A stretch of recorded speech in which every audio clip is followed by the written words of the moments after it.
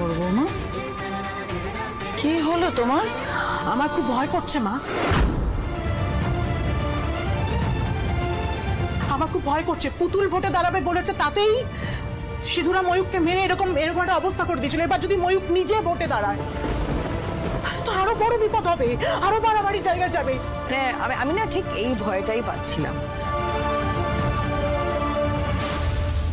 পুতুল দাঁড়াবে না ময়ূক দাঁড়াবে, তাহলে সমস্যার সমাধানটা কোথায় হলো? সেই একই ব্যাপার তো রয়ে গেল।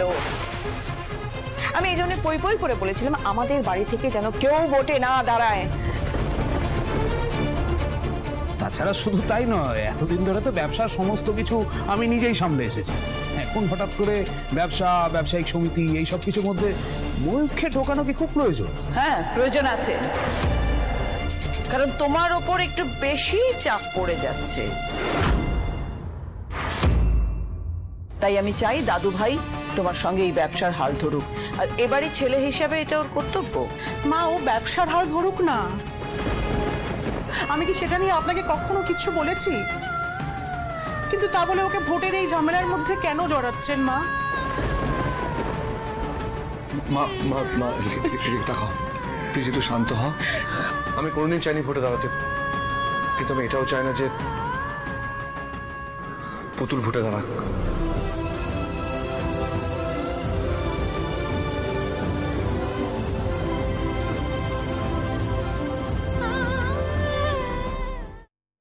ও আচ্ছা আচ্ছা, এবার আমি বুঝেছি। তার মানে পুতুলি তোমাকে উস্কেছে? কি সাংঘাতিক ব্যাপার। হ্যাঁ, আর তুমি অমনি হাঁক ডাক করে মাঠানকে বলতে চলে এসেছো? না ছোট মা, পুতুল আমাকে জোর করেনি,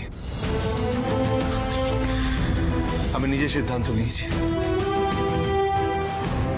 আমি নিজে ভোটে না দাঁড়িয়ে যদি পুতুলকে ভোটে দাঁড়াতে দিই, তাহলে গ্রামের সবাই ধরে নেবে আমি কাপুরুষ। আর যদি একটা লোক এই কথা বলে বা ভাবে, আমি তাহলে সহ্য করতে পারবো না। ও, সিধুরা তার মানে কিছু বলেছে ময়ূরকে? তোর বাবা, এ তো হিতে বিপরীত হয়ে গেল। শোন বাবা, আমার একটা কথা শোন, ভোটে কাউকে দাঁড়াতে হবে না। হ্যাঁ, পুতুলও দাঁড়াবে না, তুইও দাঁড়াবে না। তোর ছোট মা ঠিক কথা বলছে, এইসব ভোটে টোটে দাঁড়ানোর দরকার নেই, এতে ঝামেলা বাড়বে। আমি একটা কথা বলবো, শুনবে? ময়ূরটাকে না ভোটে দাঁড়াতে দাও। এই গ্রামে ময়ূরদার মতো মানুষের খুব দরকার মা।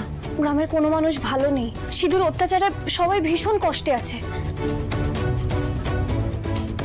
আর তুমি তো নিজেই শুনলে ক্ষেত মজুররা এসে কি